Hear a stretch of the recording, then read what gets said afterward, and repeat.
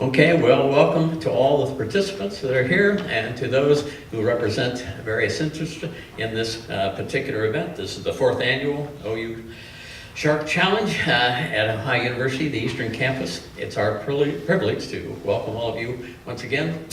These kind of programs, we're trying to stimulate interest in STEM technology and all the parts that go with it and the inquisitive features of young minds. It's our privilege. We like the idea of having an opportunity to host it.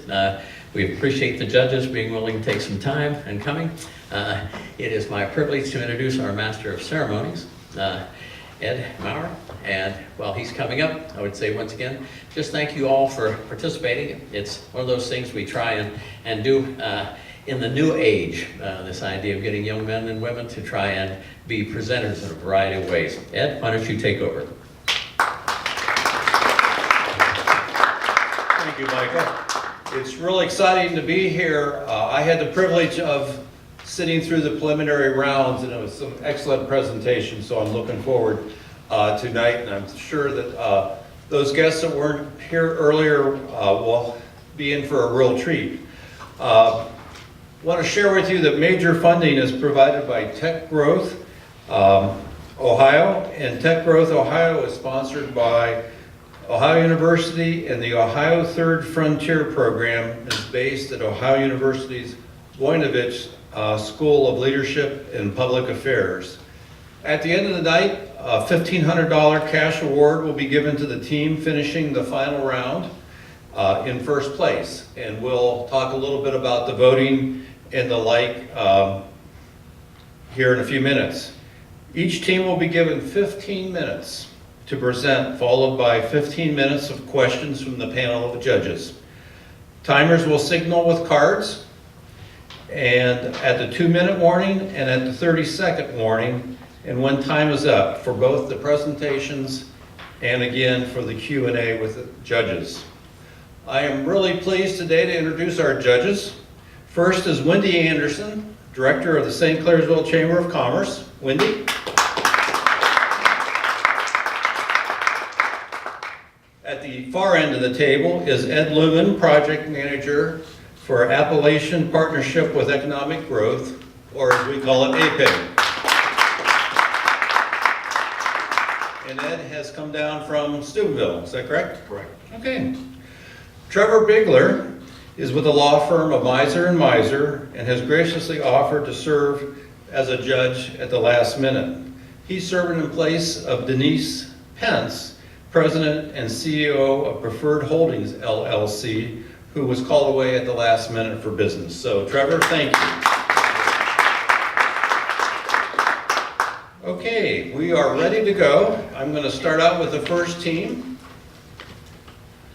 and that is Ohio University Eastern, number 2. Volunteer Me. Their coach is Ken Knox. Is Ken here? Ken will be arriving later. Okay. Ken is a childhood neighbor of mine. We grew up in the same small town in northern Ohio together. So Ken and I go way back, even though we didn't know each other when we lived 2 blocks away. And Ken is their coach, and we have Stephen Christie, Zach Bigelow, and Amy Freilich. So team number 1, Ohio University Eastern, Volunteer Me. Come on up. Hello everyone, how are you guys doing today? Very well. How are you? I'm good, thank you. I'm Stephen Christie. I'm a Bachelor of Science in Applied Management. These guys go. I'm Zach Bigelow, and I'm in Applied Management as well. And I'm Abby Fraley, and I'm a CCP student from Barnesville High School. And this is Volunteer Me. Our mission is to provide a simple-to-use app that will provide a means of communication between volunteers and those looking for a helping hand. Volunteer Me is an app that will connect volunteers with organizations. Our app will be easily accessible, user-friendly, and will provide an intermediary connection between the volunteers and the organizations. Alrighty, so our service, basically in a nutshell here, is Volunteer Me will help local volunteers seeking students and individuals find opportunities in the area while connecting the organization to willing individuals to fulfill their needed roles. Volunteer Me will allow these individuals to gain experience, create networks that can potentially lead to better job opportunities within the various nonprofit local businesses throughout the area. So the equipment, staffing, tools, and space needed. We plan to develop the application software ourselves. However, when you see our future budget, we did include if we do need to reach outside developers. So for the most part, since it's an app, we don't really need a main central location. So that allows us to lose that cost of having a brick and mortar location. We're going to be operated by just a few developers, managers, and marketing team, and at the beginning stages, that will be the three of us that will make up that team. Okay, so our business location is going to be Ohio Valley. We have personally experienced the lack of communication between these organizations and us, trying to find volunteer experience. And we just want to create an app that will connect each other so that we can find these volunteer opportunities. Alrighty, so within our target market, we are essentially targeting two different groups, the volunteers and the businesses. So the volunteers that we were trying to target are the high school and the college age students that are seeking opportunities within the area, and then also adults seeking to better their community just by giving a helping hand. Also on the other spectrum, we will be marketing to local businesses, events, hospitals, nonprofits, and religious organizations, and also many others that just need help within their organization to make better what they're doing or to better the community as a whole. This will be beneficial to both parties because they're actively seeking each other and just looking for a means to interact. Okay, so our app is going to be completely free for public download. This includes parents, adults, retirees, students. Businesses can open it and look at it. However, the access to posting onto it will be where we make our profit from. So we plan to get this onto people's phones to have a means to sell this business by going to local schools, presenting to schools, because that's where the mass number of downloads will get are. So we'll go to local schools and we'll promote this as a means for community volunteer hours, any source of networking that can come from this. We also plan to run social media pages for the app. So this will allow us to reach generations that are on Facebook, Twitter, anything like that who may not be in school but are looking for opportunities to volunteer. Okay, to market towards businesses, we plan to sell access to the large database that we will collect. And we plan to create a co-op with Comcast and use their database that they have through the local businesses in our area. Alrighty, so within the competitive environment, our analysis, since we're filling a void that there is no comparable competition, we feel that since we are new and upcoming and there's nothing that's really comparable, that we have the advantage. And like I said, that there is no competition that we have to look forward or seek as of now. Our profitability and financing. So we plan to make a profit by selling it to businesses, as I said earlier. So what we will do is we will market the large database of volunteers, essentially, which will include students, retirees, and people. And we will sell access, such as a Google page sells a home page with listings on it, the same way with that. We plan to see an almost immediate positive cash flow as we will have very minimal money involved in it in the beginning. Just the amount that we need to develop the app completely. Additional financing, though, we will acquire through the United States Small Business Administration. Okay, here we have our estimated financial projections. We plan to gain at the end of year 3 about $20,000. Our expenses include our wages, and as year 2 and year 3 go on, we plan to add like updates to the app, and that will cost more money. Our startup cost, which is included for the if we have to find an outside developer, and it comes from about $50 an hour, and it takes about 500 hours to complete an app. Alrighty, so with our pricing, we will have a listing access fee of $100 per post. Within the first year, we hope to have at least $1,500 posts, 1,500 posts, which will get us about $150,000. Premium placement will also be available if the company wants to shoot their name up to the top of the list, and the prices will vary depending on the situation. And with the Comcast co-op advertisement, there will be a 50-50 split between the sales that they obtain through Comcast and the sales that we get with that as well. So our exit strategy. We have a low cost of initial investment, which will create an easy market exit. The potential to sell a developed app such as this is extremely large. The ability for a college or a state even to take the information that we have available will be astronomical. It's a game changer ultimately. It'll allow the vacancy voids that these organizations and these volunteer agencies have to be filled. So that's, I guess, our end goal will be to develop this app to the point where it can be used by a much larger market than we will ever be able to make.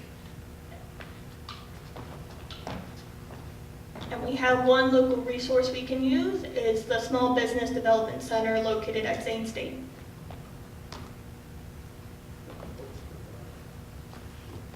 Thank you.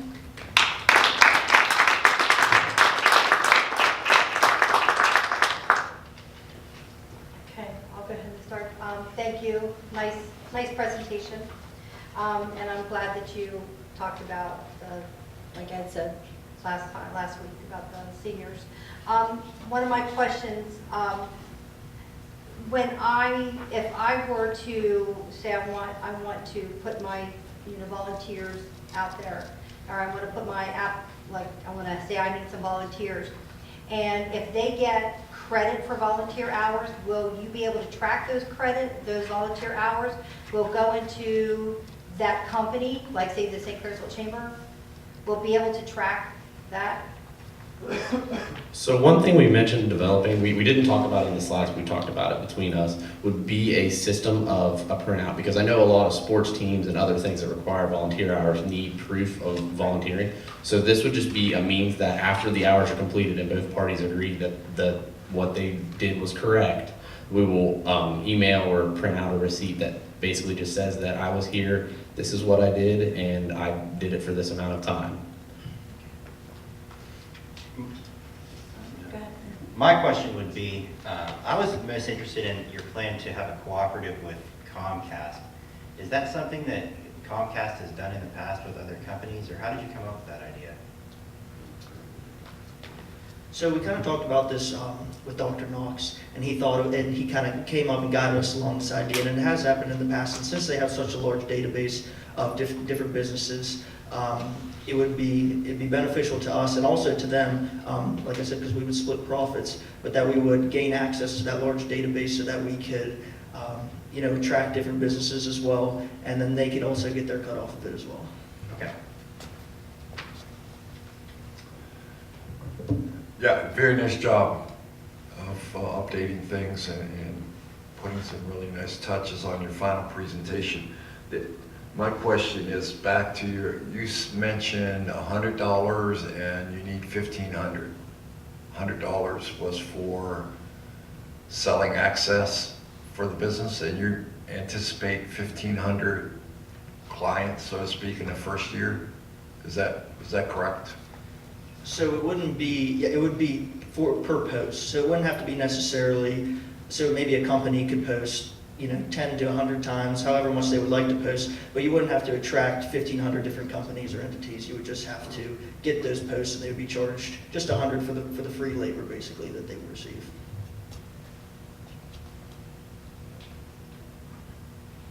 Okay. Thank you very much. Thank you.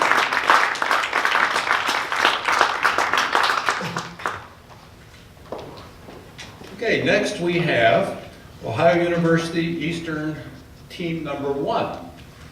And that the coach for that team is Kenneth Knox. And the members are Corey Popia, thank you, Mindy Snyder, and Stephen Tanner. Come on up. Hello and welcome to our presentation on Mithril Roadworks. My name is Stephen Tanner. My name is Corey Gatalka. Today, we will be talking about Myth Railroad Works, a manufacturing company that will be producing plastic-based asphalt. Those appear to be out of order. I'll be able to fix that. All right, we're going to use recycled plastics to create road material. It's going to be cheaper and stronger than what's currently seen used.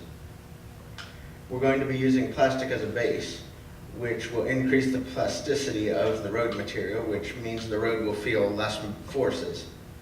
The reduction in force will make the roads more resilient to the shocks of vehicles passing over, meaning that potholes will be less common.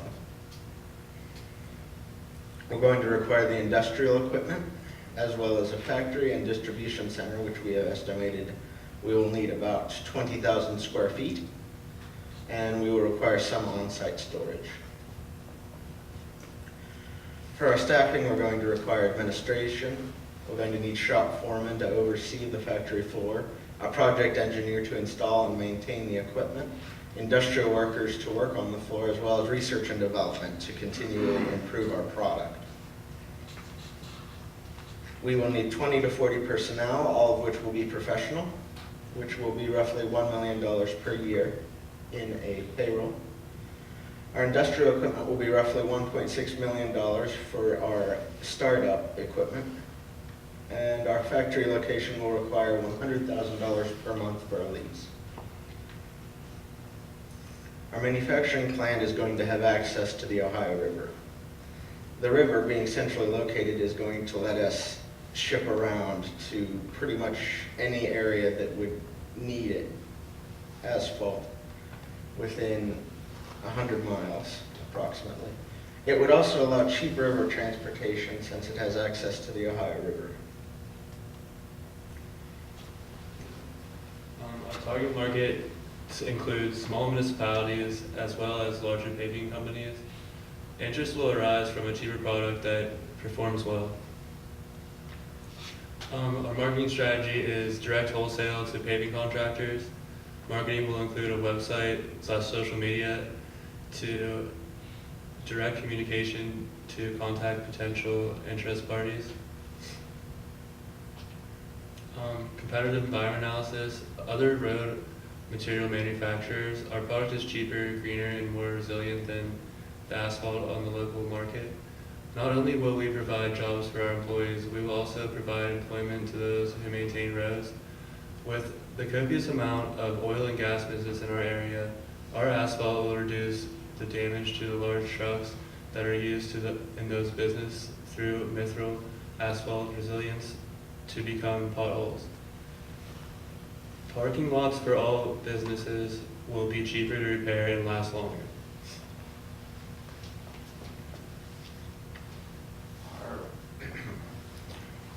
For our profitability and financing, on the expense side, we're going to be looking at a startup equipment such as plastic sorter, shredders, balers, and mixers.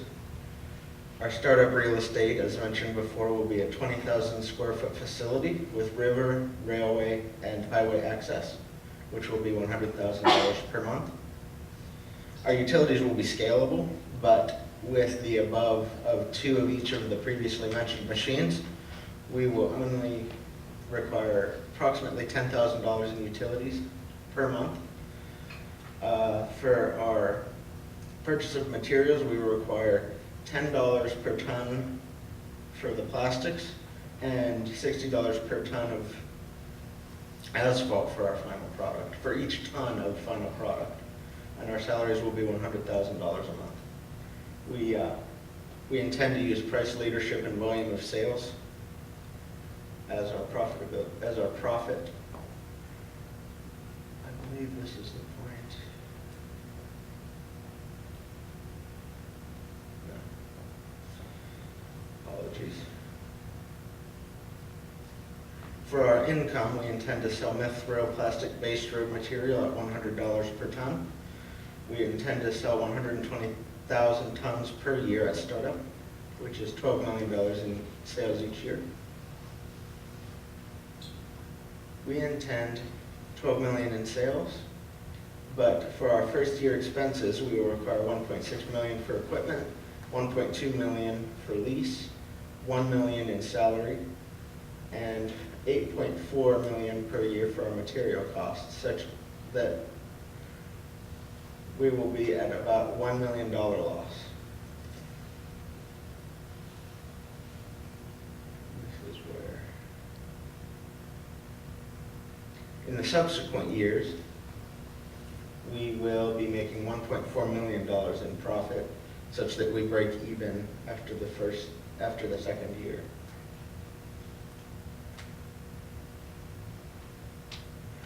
Our exit strategy involves reliance on a fair resale on industrial equipment. We feel as though we do not need a sale to reach our potential, as we have scalable manufacturing and marketing. Thank you.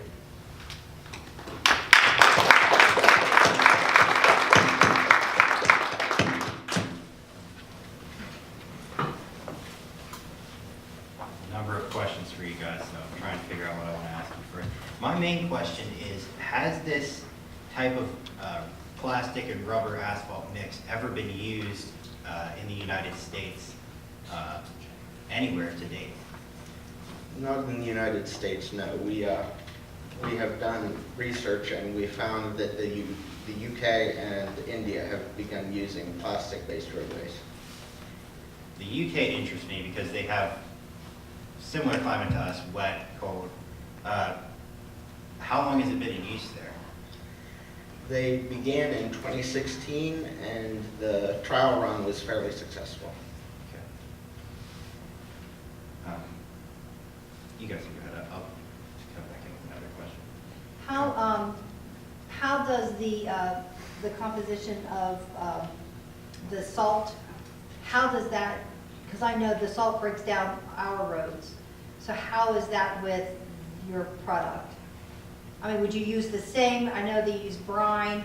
Is there something that you would use, something different to treat the roads in the winter? Chemically, plastics are fairly non-reactive with mineral salts, I believe, so I don't think any changes would be necessary.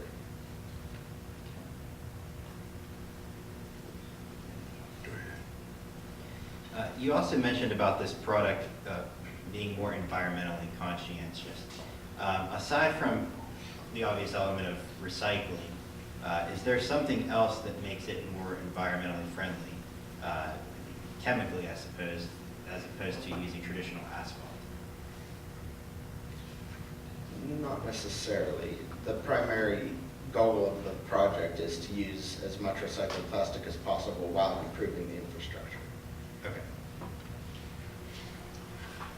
So first of all, I love this idea because, manufacturing is right in my wheelhouse, and, we come from an area where we've always made things, right? So, but I'm curious as to where you came up with these costs, the cost for the equipment you're going to need, for example, or I'm guessing you researched this to figure out what you need. Yes. We did research, and we attempted to find reasonable and accurate numbers for the costs. And if you were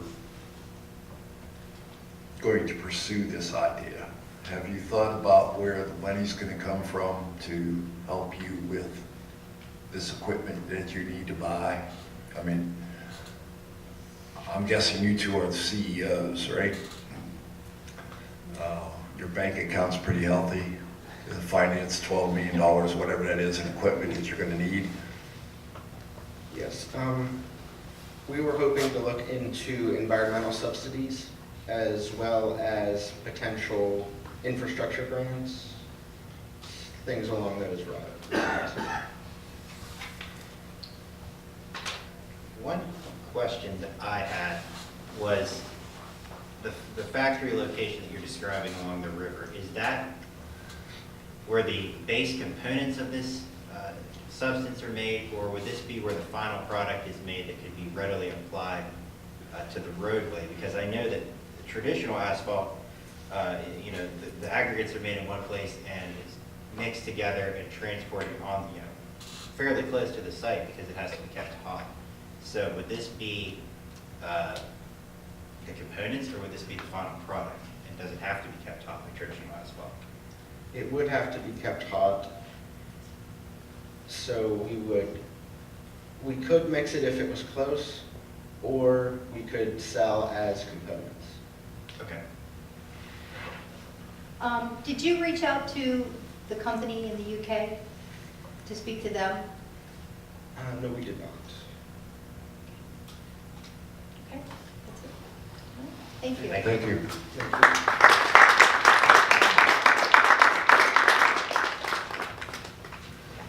For our third presentation this evening, we have a team from Ohio University Zanesville, and they are going to talk about the Sanctuary of Knowledge Foundation. Their coach is Darcy Wagner. Is Darcy here? Stand up, Darcy.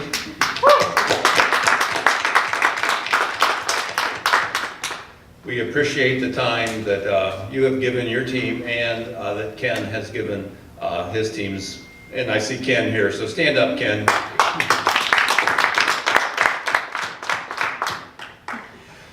So the Ohio University Zanesville team is made up of Corey Brown, Michelle Illing, did I pronounce that correct? Yeah. And Samuel Lilly. So if they would come forward and make their presentation.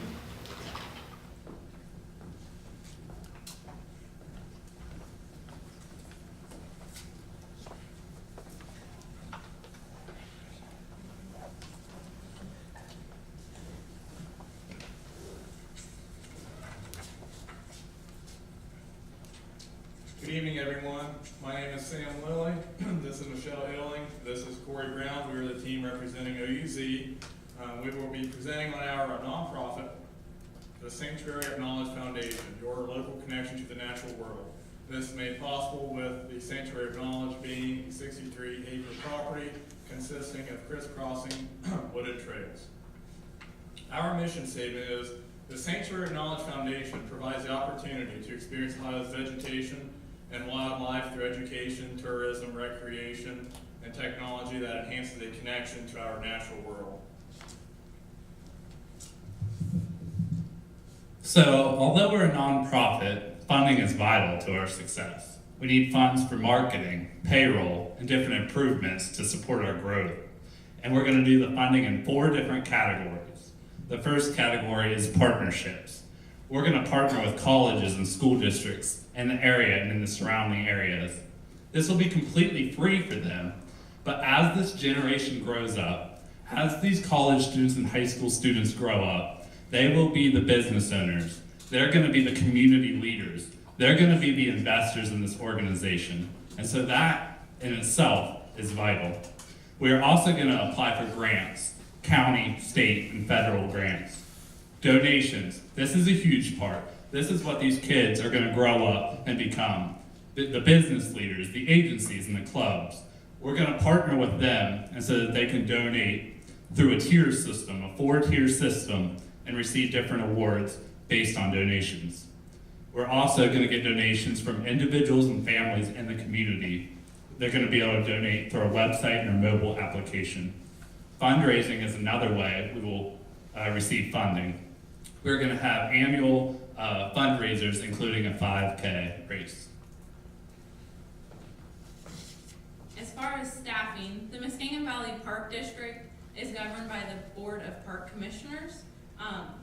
And that board, they oversee the executive director, our Sanctuary of Knowledge Foundation, and also the maintenance and groundskeeper. Our committee will work to hire a part-time intern each semester from our area colleges, and also an AmeriCorps member that will be contracted annually through Rural Action. Our staff will focus on these 4 areas of education, recreation, technology, and tourism. As far as education, we feel it's very important to connect younger generations to the natural world. We're going to do that through citizen science and project-based learning. This will engage students to come kind of into a nature's classroom and do water quality sampling or even bird ID. They'll help and actually be hands-on in the field in our property at the Sanctuary of Knowledge. Our staff will also provide guided tours and family programs, and these will all be offered during daylight hours for when the park is open. We'll also have identification placards that will connect to our app and our website. The second focus area is technology, which is a unique aspect of what the Sanctuary of Knowledge Foundation has to offer. We will utilize tablets. These tablets will be stored in a 30-bay charging cart located within Hayward Hall, which is a library that OUZ and Zane State share. The tablets will, through these tablets, individuals can access our app and website. As far as internet connectivity is concerned, Wi-Fi will not be the issue. No reliance on Wi-Fi connectivity. These will operate off of 4G. Our app will serve the purpose of enhancing individuals' education. It will serve as an area where individuals can access information pertaining to Ohio's local wildlife and vegetation. Furthermore, through this app, individuals can test their knowledge, put their what they have learned to the test by taking something such as a quiz to see what they have learned. These apps are free to download as well. The web also, our website also provides information pertaining to Ohio's wildlife and vegetation. Through our website, people can donate money to our great cause. Furthermore, our sponsorships, our partnerships will be publicized, made known, so that way they are getting the credit that they deserve. Furthermore, we will develop and implement a QR code. QR code is a quick response code. These will be generated through a free QR code generator. The purpose of having this is to serve as an access point into our website. And these codes will be located on each and every placard that will be dispersed throughout the network of our crisscrossing wooded trails. These will be scannable with cell phones and our tablets as well. The Sanctuary of Knowledge Foundation also, we obviously embrace education, but we also embrace tourism and recreation as well. Our trails of 63 acres affords individuals many opportunities for hiking and running, biking, exercising their pets, and there's open space for events, so fundraisers can be held in an open field, such as a 5K run. There definitely is a technology connection, and we have our tablets, our app, our website. We will even embrace technology even further by using a geocaching site. It's an app already in existence. At the end of the day, it embraces, it's like a treasure hunt based off of reciprocity. And everything we do has a focus on Ohio vegetation and wildlife. All of this is made possible through partnerships. These partnerships can be immense. They can be with educational institutions, OUZ, Zane State, Muskingum University. They can be with ODNR. They can be with the Pheasants Forever National Wild Turkey Federation. Possibilities are endless right there. So this is a photo of an entry point to Collegiate Woods, which is where the Sanctuary of Knowledge would kind of add on to. This is the 63 acres of this includes the open space, and then there's a wooded area. They are open daylight hours, and in our first year, we would like to make some additions and improvements as far as adding wooden benches that our FFA students in the area would help build, recycling bins throughout that the city of Zanesville will provide, pea gravel throughout the wooded trails for stability, and then also putting signs out there thanking our sponsors and making sure that everyone knows they're entering the Sanctuary of Knowledge. We'll also add med kits throughout and an AED here at this pavilion site.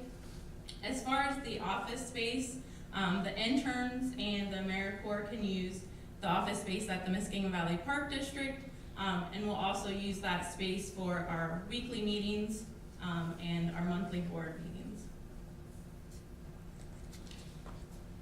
This is an aerial view of the 63 acres that we will utilize. So on the bottom portion of the photograph, you have State Route 146 that runs east to west. In the center of the photo, on the left and right sides, you have residential areas. In the core of the photograph, smack dab in the center, you have the OUZ and Zane State campus. Directly to the north, you have open field where events can be held, as mentioned earlier, like a fundraiser.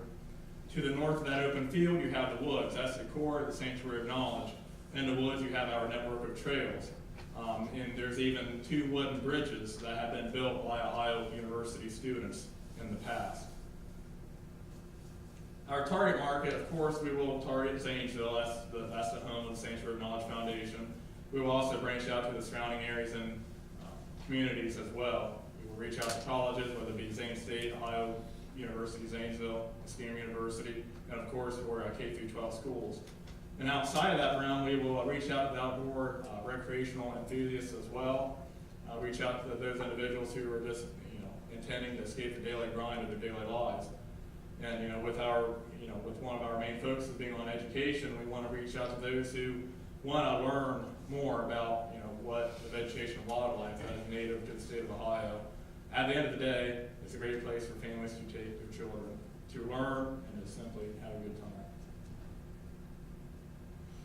When taking our competitive environment into consideration, analyzing all aspects of it, all entities, the Dulles Arboretum comes to mind. They focus on education like ourselves, but they also have more of a focus on research, specifically on vegetation. They have an entrance fee individuals have to pay to gain entry into their property.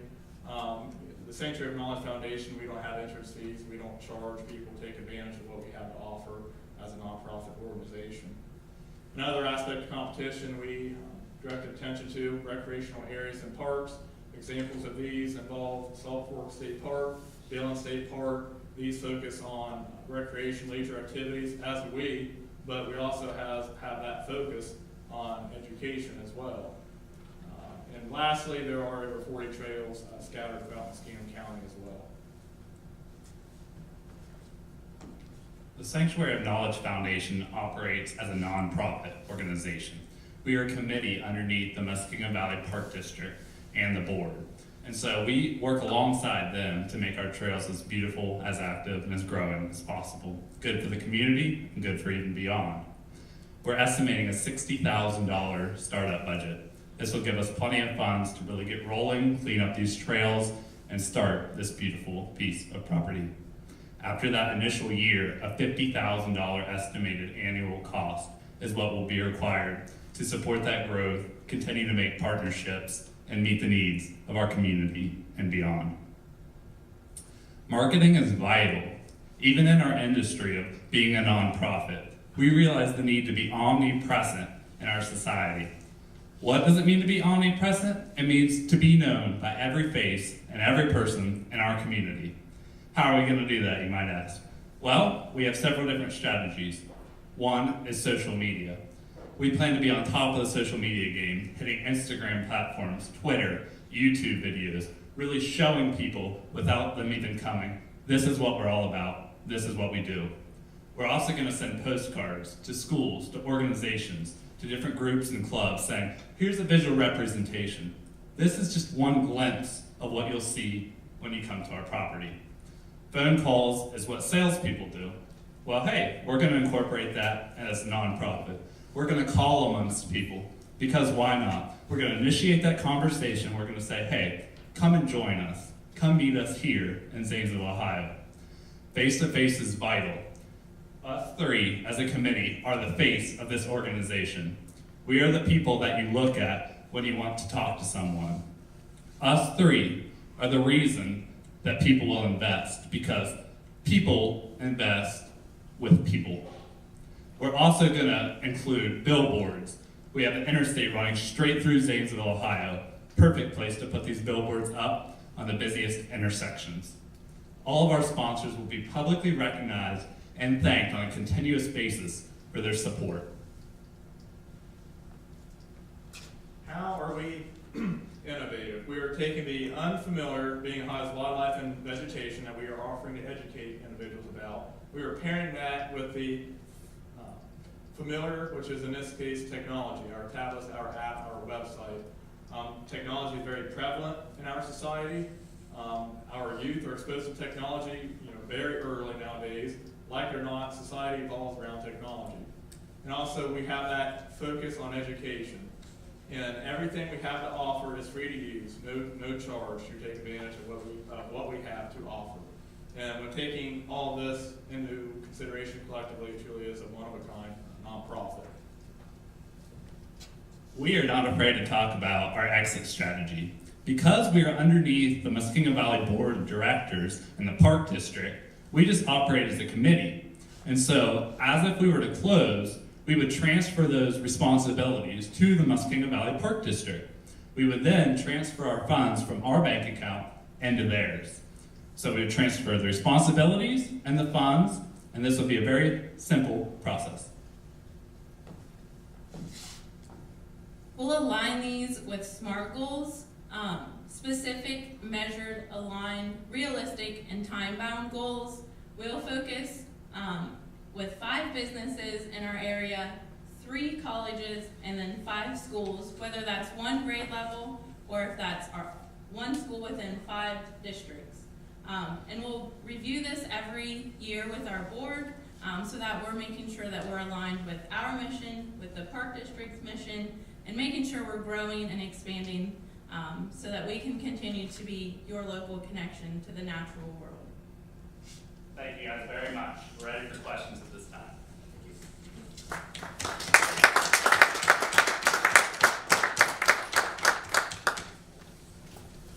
I have just, have you reached out to any partners, like you said you wanted partnerships? Have you reached out to any businesses just to get their idea, their feedback? What would they like to see in a partnership with you? Yes, we have talked to several businesses in the area. I currently own 2 companies, and they would be interested in partnering with us. Every business sets aside funds, and these funds can go towards nonprofits. These funds can go towards charities. You can also use these funds as a write-off for companies. And so, yes, the businesses in our area are excited, and they want this beautiful trail system.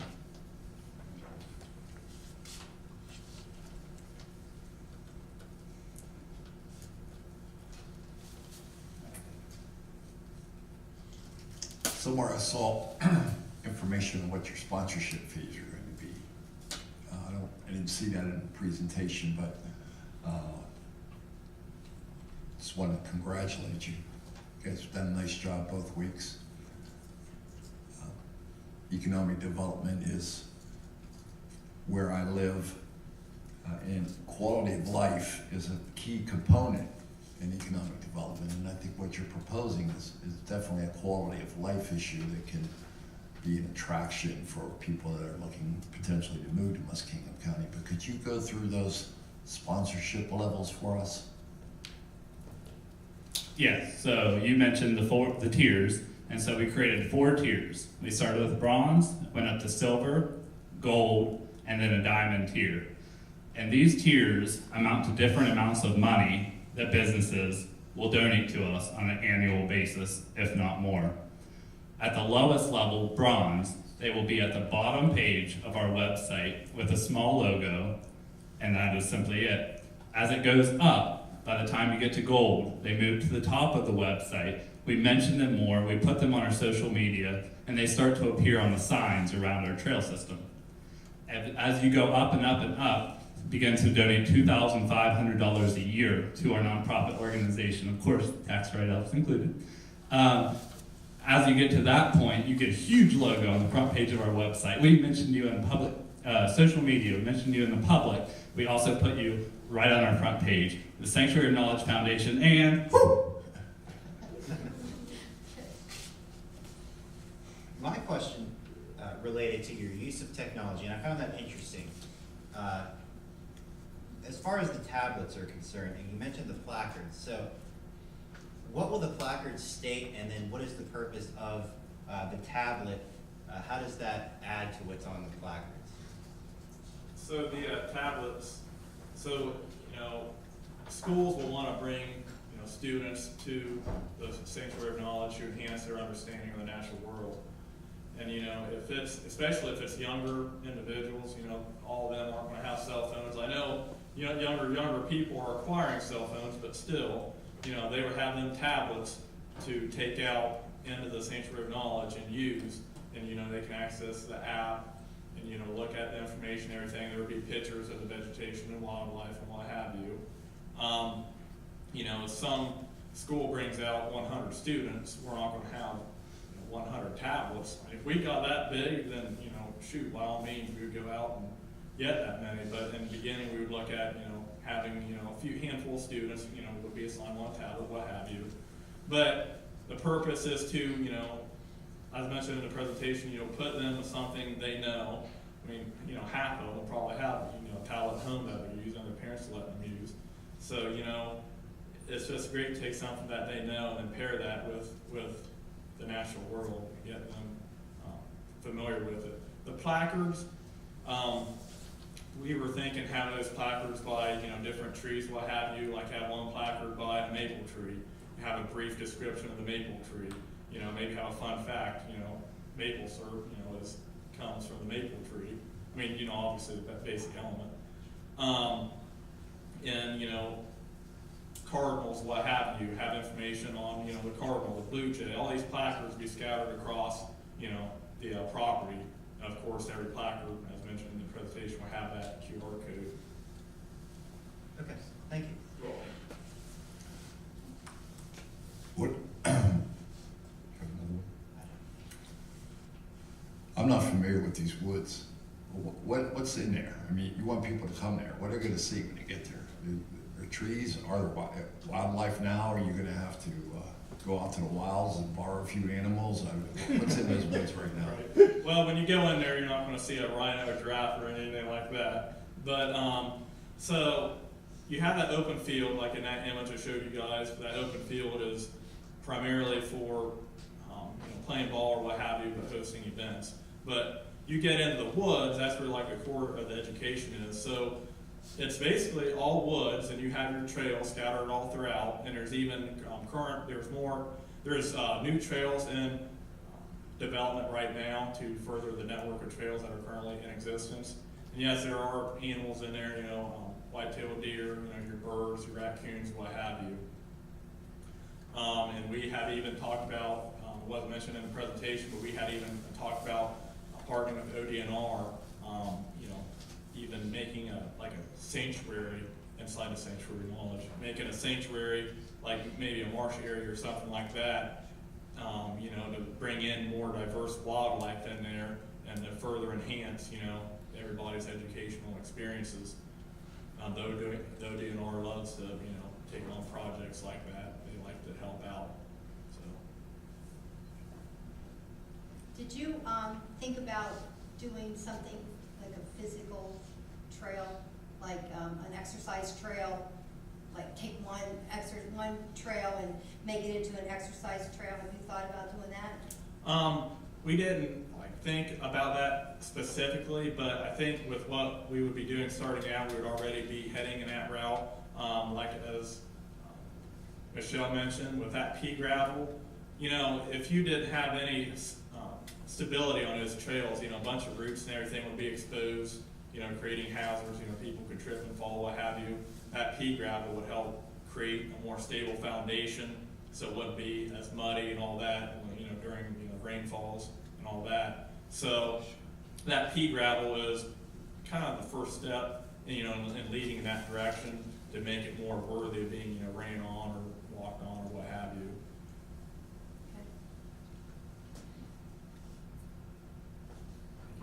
Thank you. Thank you.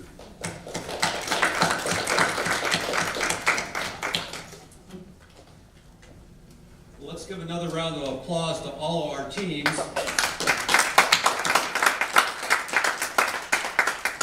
And now is the time that we're going to give the judges a couple minutes to tally up their votes.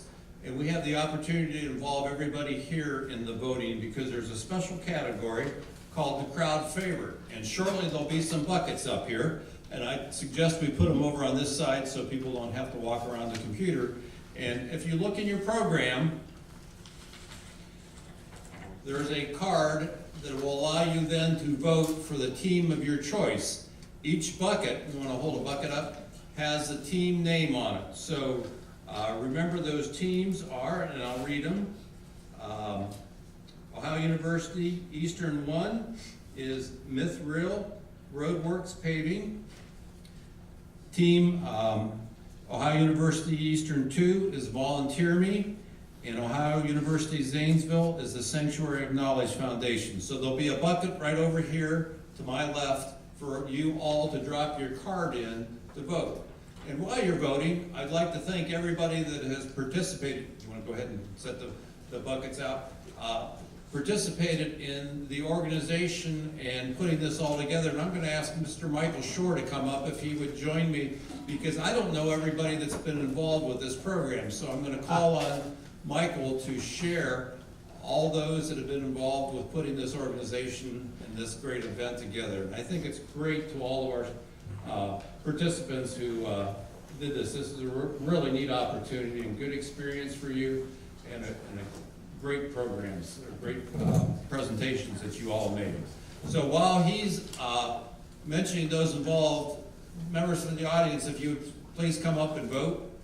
And then we'll take a short break. You can go to the restroom and come back in here, and we'll be announcing the winners in just a few minutes. So Michael, if you would share all those involved. Very good. I'm ready for my close-up, Mr. DeMille. Let's see. Well, let me, again, first of all, thank our 3 judges. It is a tremendous contribution, and in fact, we really have 4 judges this year. Denise Pence, who's had a long-term commitment to us, had to travel away, and we were thrilled that when Brian Meeks told Jen Fox that Trevor Bigler was available to join this panel, and we hope this will be the beginning of a continued association with us. We're very, very happy to have you.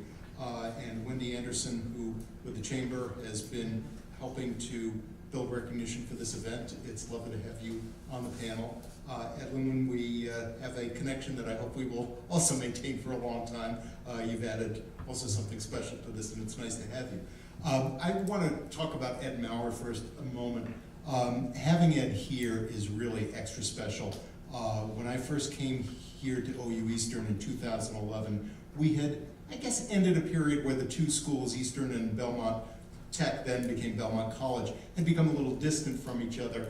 And meeting Ed immediately, I had this sense of, wow, here's a great guy to work with, a great sense of academia, but also a great sense of business, and eager to be involved in community activities together. Made me feel very welcome, and just being able to share this stage with him is a sense of the cooperation between us. And I remember when he first brought Jason Garzik over to, well, Jason came with me to a Rotary lunch and had said, well, I'll tell you what, next month your student is going to be the presiding officer over Rotary. And this is the kind of way we have in... Oh, yes, indeed.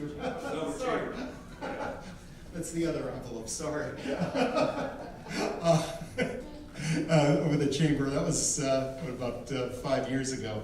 And but I've really appreciated how you made me feel and the things that we have done better from working together. Thank you to the teams and the coaches, Ken Knox, for being able to make things happen when we were worried about having 3 teams this year, and he did some Knoxian magic to make it possible with his class. Darcy, who's got the drive and the commitment to this thing, to be here from Zanesville and to make this a region, and coached a very successful team last year with a returning member, and we have a couple of people who've done this before. I just want you to know I really admire what it takes to come up and then to listen to constructive criticism. And criticism is not a bad word. We think of it as you're a bad criticism, bad way. We think of it in terms of the theater. Somebody who looks at it and says, okay, but where have you gone and where can you go with it? And to respond to that, to think about it, and to bring the concepts forward. And it's very satisfying for me, especially tonight, when I can sit in the back and watch it more as an audience member and not miss some of the things that I would, the fine points up here. Really, really very proud of you, and I want to thank you. It's one of the things I love best being involved in. You make me very happy and very proud to be doing this. In speaking of other acknowledgments, we have Abby Starr and Drew Strauss, who have come in to handle a lot of the functions of reception and being our esteemed timers.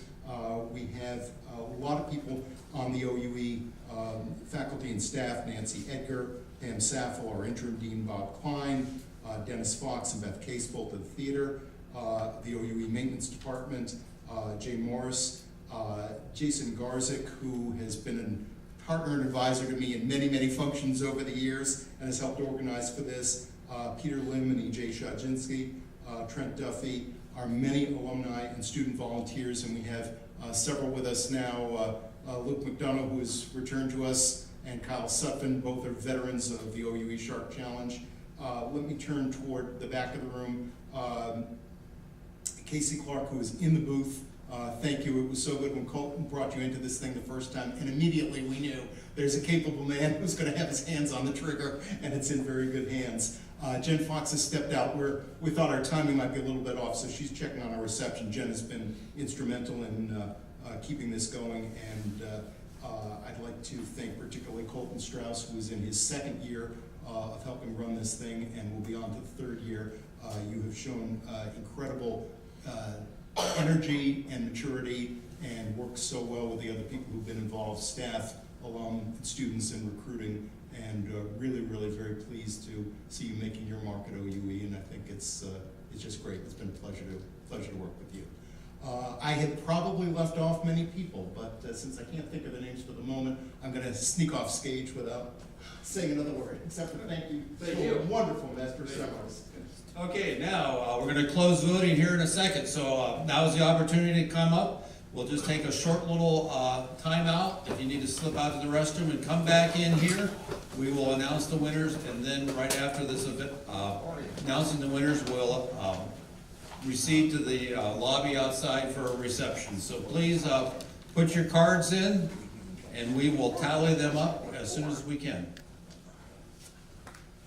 Okay, everybody's back in the room. And let's give all of our teams a round of applause here.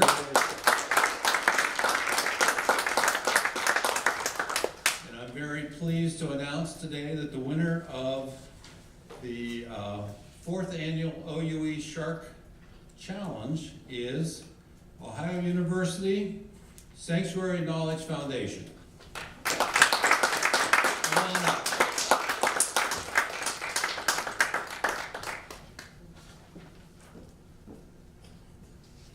For this, there'll be a prize that will be presented to you at a later date, but appreciate all your involvement and all of the other teams involved. Let's give this winner a round of applause.